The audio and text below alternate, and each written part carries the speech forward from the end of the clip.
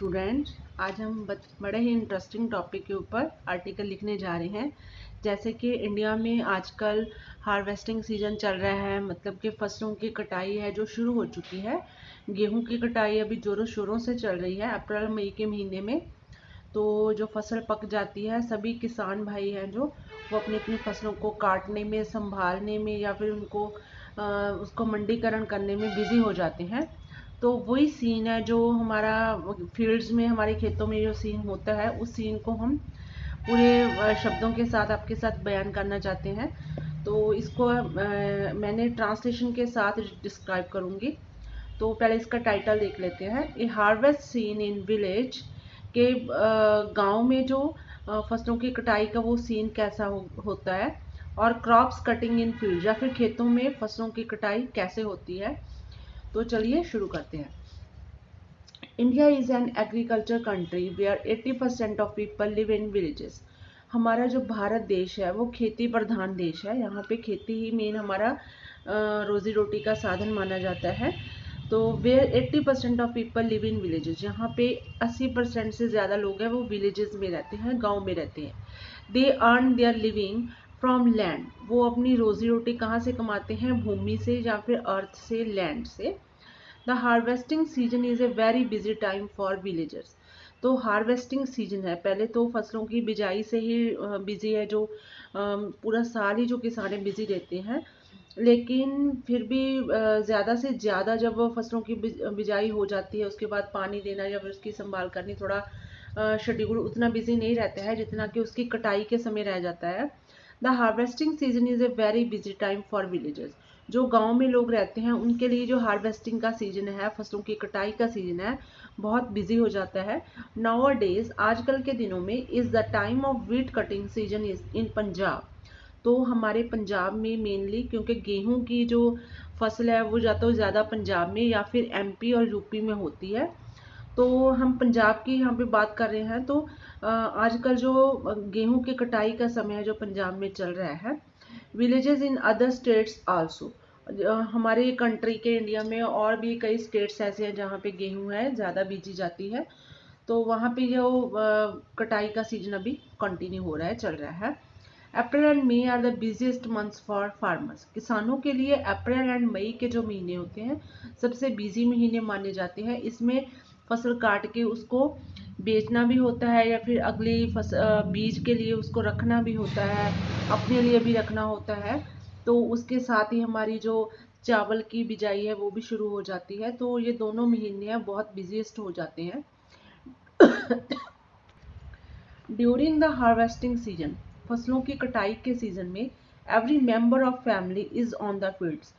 परिवार का हर एक मेंबर जो फार्मर्स का होता है वो खेतों में होता है, क्योंकि बच्चों से लेके बड़ों तक ये मतलब जो फैमिली मेंबर्स होते हैं किसी न किसी रूप में एक दूसरे की हेल्प करते हैं। Farmers even take their cattles to the field. जो फार्मर्स छोटे किसान होते हैं ज़्यादा, जिनके पास पीछे जो फार्मर्स ने अपने गाय या भैंसें रखी होती हैं, तो उनको देखने वाला कोई नहीं होता, क्योंकि लेडीज़ भी इवन वहाँ पे खेतों में चली जाती हैं। तो उनको भी जो अपनी गाय भैंस होती है उनको भी वो साथ में ही ले जाते हैं। And it seems that the cattle share in their work. तो ये सीन देखकर ऐसा प्रतीत होता है कि ऐसा लगता है कि जैसे कि ये गाय भैंस भी उनके काम में उनकी हेल्प कर रहे हों। A few female members stay back at home. इनमें से बहुत कम मेंबर्स होते हैं वो घर में, एक या दो मेंबर्स घर पे रह जाते हैं। तो farmers a few female members, तो वहाँ पे जो फीमेल लेडीज़ हैं, मतलब वही, मतलब घर की जो लेडीज़ होती हैं वो पीछे घर पे रहती हैं। वो इसलिए नहीं रहती कि उन्हें काम नहीं करना होता, बल्कि जो खेतों में फार्मर्स गए हैं, उनकी फैमिली गई है, उनके बच्चे गए हैं, या फिर कोई लेबर वगैरह लगी हुई है, तो उनके लिए वो घर पे रहती हैं और खाना तैयार करती हैं। The farmer reap cut the crops, तो किसान है वो वहाँ पे फसल काटते हैं। In the heat of noon, बहुत गर्मी होती है अप्रैल मई के महीने में, तो वो इस गर्मी में भी अपनी फसल की कटाई करते हैं।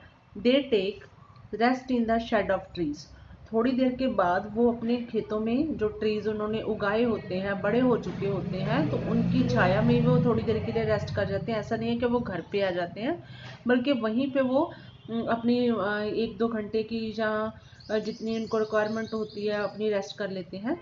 Some farmers are getting their breakfast in the fields. तो कुछ किसान तो ऐसे किसान भाई ऐसे होते हैं जो कि सुबह 4 बजे से ही अपने खेतों में चले जाते हैं, तो उस समय ब्रेकफास्ट हो पाना या बनाना पॉसिबल नहीं होता है। तो लेडीज़ हैं वो वहाँ पे लेके जाती हैं ब्रेकफास्ट बाद में 7-8 बजे। तो उनका ब्रेकफास्ट भी है जो खेतों में ही होता है। And the mid day meal is also in field. तो उनका जो दोपहर का खाना है वो भी वहीं पहुँचा दिया जाता है। टेकन बाय देयर वाइफ्स, उनकी जो पत्नियां हैं वो भी वहीं खाना है वहीं पहुंचा देती हैं और वहीं पे वो अपना लंच भी वहीं करती हैं। दे स्टॉप देयर वर्क, थोड़ी देर के लिए अपना काम रोक देते हैं। टेक रेस्ट, आराम करने के लिए। फॉर सम टाइम, कुछ समय के लिए। They take their lunch and enjoy an hour sleep, तो अपना लंच करते हैं और 1 घंटे की अपनी नींद है जो अपनी झपकी है आराम करते हैं, तो वहीं पर वो आराम कर लेते हैं। Those who have finished reaping और कटिंग क्रॉप्स, इसी के उल्ट जैसे कि हम आपका सीन है जो पूरा आपको बता रहे हैं, तो कई फसलों की कटाई चल रही होती है लेकिन कई एडवांस में कटिंग हो जाती है। कई फसल होती है कि 15 दिन पहले उसकी बिजाई हो जाती है, तो उसकी कटिंग भी 15 दिन पहले ही हो जाती है।